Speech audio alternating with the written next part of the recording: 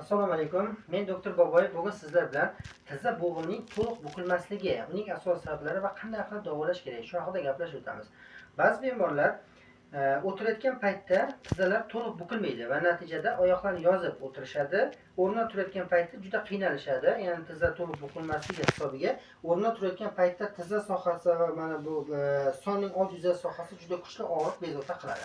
Xo'sh, bu og'riqning asosiy sababi, tizzaning to'liq bukilmasligining asosiy sababi nimada?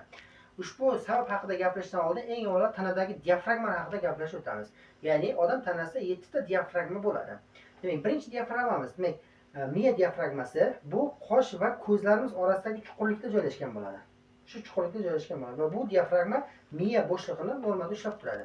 Ikkinchi diafragmamiz til osti diafragmasi, jag ostidagi til osti mushaklari hosil qiladi va og'iz bo'shlig'ini normada ushlab turadi.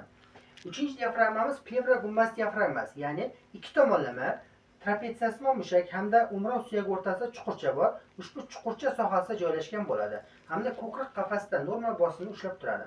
To'rtinchi diafragmamiz hammaga ma'lum bo'lgan nafas diafragmasi, ko'krak va qorin o'rtasida joylashgan nafas diafragmasi. Buni diafragma mushagi hosil qiladi. Beshinchi diafragmamiz oraliq sohasi, ya'ni taz ostida joylashgan taz diafragmasi.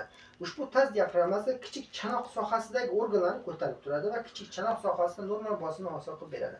6-diafragmamiz tizza diafragmasi, tizza bo'shlig'ini normal bosimni ta'minlab beradi. Va 7-diafragmamiz tovon diafragmasi, tovon sohasini normal bosimni ta'minlab beradi. Demak, ushbu diafragma hammasi birgalikda normal ishlaydi va ularning barchasining ishini nafas diafragmasi regulovka qilib beradi. Ya'ni nafas diafragmasi normalda ishlab turgan paytda barcha diafragma bo'shliqlarda normal bosim bo'lib turadi. Ya'ni bemor o'tirayotgan paytda nafas diafragmasi normal ishlaganda tizza bo'g'imi ichidagi bosim pasayadi va bemor bemalol o'tira oladi, tizzasi to'liq bukiladi. Agar nafas diafragmasi ishlamaydigan bo'lsa, tizza bo'g'imi ichidagi bosim yuqori bo'ladi va bemor tizzasini to'liq bukila olmaydi.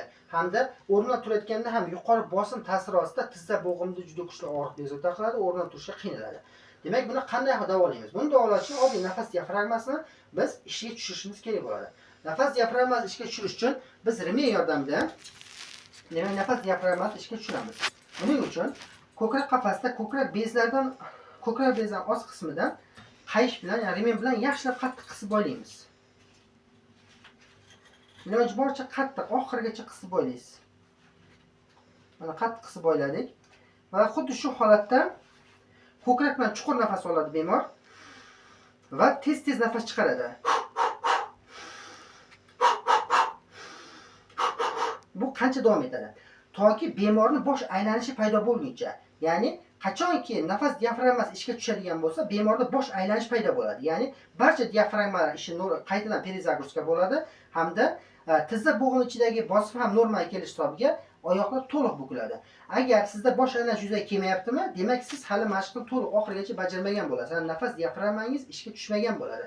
Buni masalan kun davomida 1 minut 2 minut bajarishingiz mumkin. Agar masalan sizda bosh aylanish yuzaga kelmasa, yana biroz o'tib yana bajarishingiz mumkin. Toki bosh aylanish yuzaga kelguncha ushbu mashqni bajarishingiz kerak bo'ladi. Qachonki bosh aylanish paydo bo'lsa, demak tizza bo'g'imida bosim normalga keladi va to'liq holatda tizza bo'g'imi bukiladi. Video ma'qul bo'lgan bo'lsa, kanalga obuna bo'linglar.